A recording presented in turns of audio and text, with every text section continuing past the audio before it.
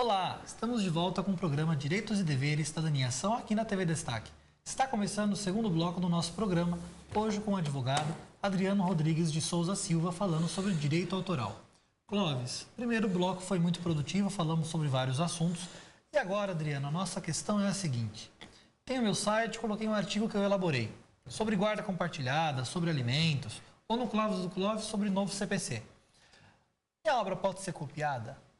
Como funciona essa questão? Certo.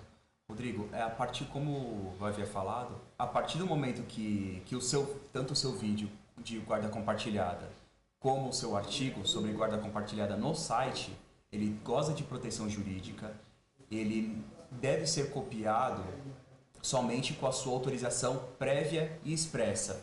Isso quer dizer que a pessoa ela tem que entrar em contato com você e pedir: posso reproduzir?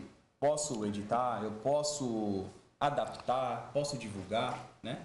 Então é necessária essa autorização prévia e expressa de quem escreveu o artigo, né? Do autor. Agora isso, doutor Adriano, na área acadêmica a gente tem muito disso aí. Os estudantes, por exemplo, são obrigados a fazer um TCC, né, que é um trabalho de conclusão do curso, né, em todas as áreas. No direito, especificamente, a gente tem o conhecimento, mas também em todas as áreas. E é um trabalho normalmente de 40, 50 páginas, né, de pesquisa sobre um tema que realmente eu acho que é o ápice do aluno que, pô, sujeito, eu sempre falo para os meus alunos o seguinte: você faz um curso de direito em 5 anos e não saber concluir, editar um texto de 40, 50 páginas, é sinal, sobre o tema que quiser, sobre o tema da sua escolha e da área da sua predileção, é sinal de que realmente o curso foi mal aproveitado, né? Então, todos eles saem bem, todo mundo fica nervoso, chega lá, mas no fim tira 10, sai festejando e tudo bom. Agora, quando ele vai fazer esse trabalho, ele vai lá na internet e busca. Hoje, aliás, o que mais colabora com os trabalhos é alguém que nunca é lembrado de agradecimento, que é o Dr. Google, né? O Dr. Google é o grande colaborador dos trabalhos. Ele vai lá, busca 100, 200, 300, 500 artigos. Aí ele começa a copiar parte dos artigos. Isso ele pode fazer? E em que condições ele pode fazer? Né? Eu já tive trabalho, ele falou em guarda compartilhada, foi muito curioso. Até no programa anterior, a doutora Rosana, nossa colega, até mencionou isso. Que o sujeito me fez o trabalho e falou: olha, eu achei um artigo muito bom sobre guarda compartilhada. Vou trazer para o senhor. Ah, bom.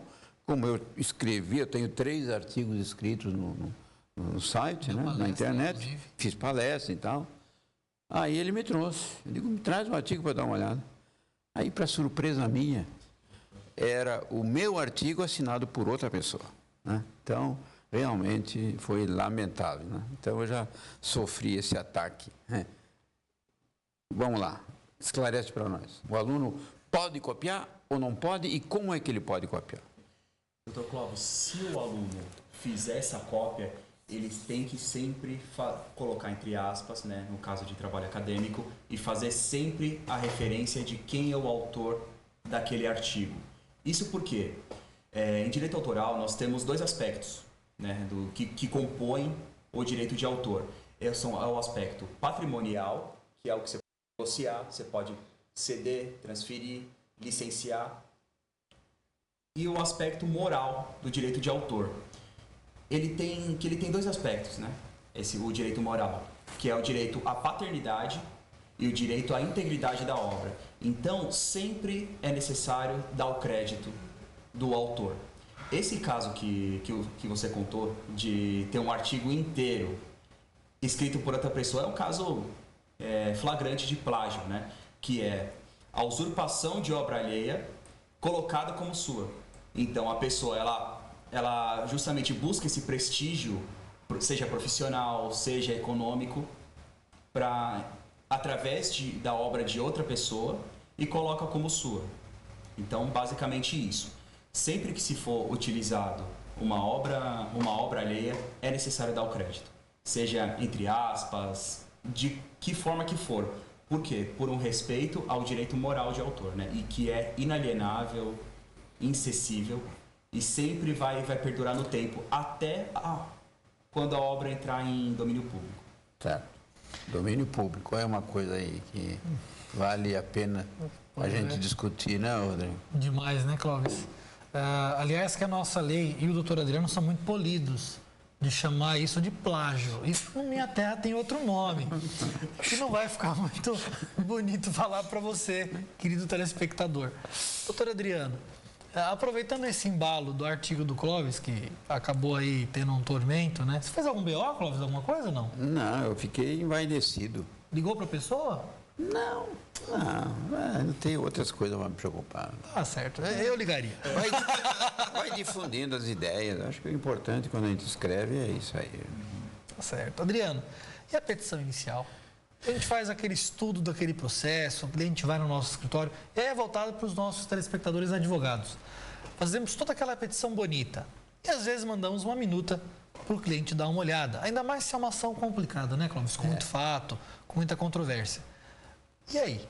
Ele passa essa inicial para um outro colega, ou hoje no processo eletrônico mesmo, para quem não conhece, os processos são digitais. Então a gente coloca o nome da parte e pega uma petição inicial de outro processo e usa no nosso. Isso é plágio? Ou outro nome? Entendi. Tem proteção do direito autoral? Tem proteção, sim, Clóvis, Rodrigo. Tem proteção porque a partir do momento que você publica essa obra, que no caso seria a petição inicial, para um terceiro, ela já goza de proteção jurídica. Esse tema é interessante lembrar que ele é controverso. Por quê? Decisões judiciais, textos de lei, de tratados, eles não têm proteção pelo direito de autor.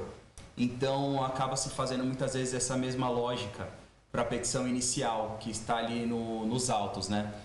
Todavia, quando a gente elabora uma petição inicial, coloca todo o conhecimento, esquadrinha toda uma tese ali jurídica e passa para outrem, seja para um cliente ou seja para uma outra pessoa, essa pessoa evidentemente que não pode pegar aquilo, assinar o nome dela e depois colocar, seguir no mundo, né? Então, isso no caso configuraria um plágio. O plágio ele não está previsto na nossa legislação. Ele é uma construção doutrinária, né, que justamente coloca essa questão da usurpação de obra alheia colocada como sua. O que nossa lei prevê é a contrafação. Contrafação é o que a gente conhece como pirataria, que é a reprodução não autorizada de uma obra alheia. Então, só finalizando, a petição inicial, ela pode sim encontrar amparo jurídico de proteção pelo direito de autor. É uma questão que nós, advogados, começamos a nos preocupar, né? Porque depois que inventou, copiou, colou, isso passou a ser quase que uma rotina, principalmente naqueles colegas de menor escrúpulo, né? Porque eu acho que o direito autoral tem uma proteção moral e ética muito grande, né? Deveria ter, né? E pelo menos a usurpação do direito do outro realmente ofende esses princípios. Agora, você falou, agora há pouco, antes da obra se tornar de domínio público. O que é uma obra de domínio público que a gente vê de vez em quando? Não, isso aí pode porque isso aí é de domínio público. Clóvis, o domínio público ele é um artifício que se foi criado para as pessoas da sociedade poderem fazer uso daquela obra protegida, né? Agora não mais por proteção. Quando que a obra entra em domínio público? O domínio público, o que ele é? Ele é a não necessidade de autorização prévia por parte do autor para se fazer a utilização da obra, né? Existe um tempo para a obra entrar em domínio público. Esse tempo, pela Convenção de Berna, o mínimo são de 50 anos. A Convenção de Berna ela é um tratado internacional que foi criado em 1886 a nível mundial, onde estão as premissas básicas, as balizas do direito de autor no mundo inteiro. Ela fixa um prazo mínimo de 50 anos para a obra entrar em domínio público após a morte do autor. Após a morte do autor? Após a morte do autor. O Brasil, ele fixou um prazo de 70 anos para a obra entrar em domínio público após a morte do autor. Esse prazo começa a contar no 1º de janeiro subsequente a essa morte do autor. Por que existe esse prazo? Para que não aconteça o que acontecia muito antigamente, que é a obra ser criada, o autor não ser reconhecido em vida e somente após a morte dele, aquela obra render dividendos, render dinheiro. Então, o que acontecia? O autor não era reconhecido em vida e a família, depois, após a morte dele, ficava míngua. Então, esse prazo de proteção da obra post-mortem do autor serve justamente para isso, para que a família dele possa usufruir do dinheiro que vai surgir da exploração normal daquela obra, né? Puxa vida, eu agora fiquei, né? Eu sabia que é domínio público, obviamente, mas não sabia do tempo de 70 anos após o falecimento, né? Adriano, é justo o prazo? Olha, eu acredito que seja. 70 anos? Sim. Evidentemente que hoje, sendo a sociedade dinâmica do jeito que é, a tendência é que se diminua um pouco esse prazo. Mas, tendo em vista que a expectativa de vida da população é maior hoje, e que essa obra, e que o autor pode não ser reconhecido em vida, aquela obra pode não valer nada enquanto ele viver, e somente após a morte dele ele pode ter algum reconhecimento, né? E muitas vezes um reconhecimento magnífico, e aquela obra valer muito mais do que valia antes. Então eu creio que seja justo. Rodrigo. Doutor. Você sabe que aí é o seguinte, ó, já é uma coisa repetitiva. Quando a entrevista é boa, o tempo passa, parece que mais rápido, né? É uma pena. E ficaram algumas questões ainda que eu gostaria de conversar, mas aí nós vamos ter que pautar aí o doutor Adriano para uma outra oportunidade, né? A gente viu falar muito aí em questão de biografia não autorizada, que deu algumas polêmicas, mas isso aí nós vamos deixar para o doutor Adriano até o final do ano. Ele vai nos fazer a gentileza de retornar aqui para dar um outro enfoque e outras questões que eu tenho certeza que o telespectador também gostaria de ver esclarecida. Da minha parte, o tempo está acabando. Relembro aos telespectadores, nosso programa é reprisado nas terças-feiras às 7h30. Se o telespectador tem um amigo, um conhecido que gostaria de recomendar assistir o programa, não tendo acesso à TV, que é uma TV local, nós sabemos, ele pode assistir o programa em tempo real aos domingos, às 22 horas, às terças-feiras, às 7h30, pela internet www.d11.com.br. E após, os programas ficam disponibilizados na TV Proleges, site proleges.com.br. Eu agradeço ao doutor Adriano, né? Cumprimento o doutor Rodrigo pela escolha do nosso convidado e fica o doutor Adriano para as nossas considerações finais.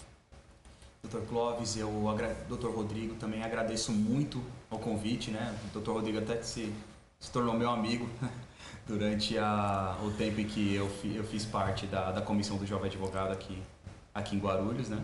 E é um tema muito importante a gente falar sobre direito de autor, tendo em vista que o Brasil é um país muito cultural. Ele tem manifestações culturais riquíssimas, inclusive é modelo até no restante do mundo na elaboração de políticas públicas sobre cultura. Então, acho que está profissionalizando, existe muita demanda e a gente tem que atender isso daí, né? Até porque a gente Eu adoro arte, adoro cultura, né? Então, a gente... Se especializar Requisito. em direito do entretenimento, tem que gostar, né? Então, eu já gosto muito do tema, então eu, me formando advogado, eu fui para essa área e tem sido muito proveitosa, muito prazerosa. Muito bem. Doutor Clóvis, foi um prazer estar com você novamente aqui na nossa bancada. Doutor Adriano, muito obrigado pela presença, a entrevista foi muito produtiva. E a você, telespectador, muito obrigado pela audiência. Continue assistindo o nosso programa aos domingos às 22 horas, com reprise às terças-feiras às 7h30, aqui na TV Destaque, canal 15 da NET. Contamos com você na próxima entrevista. E se tiver algum tema que vocês queiram, não é, Clóvis? Isso. Que nós traçamos no nosso programa, mande um e-mail para nós, acessa lá o site proleges.com.br, que nós estamos à disposição de vocês. Muito obrigado e até semana que vem. Até lá!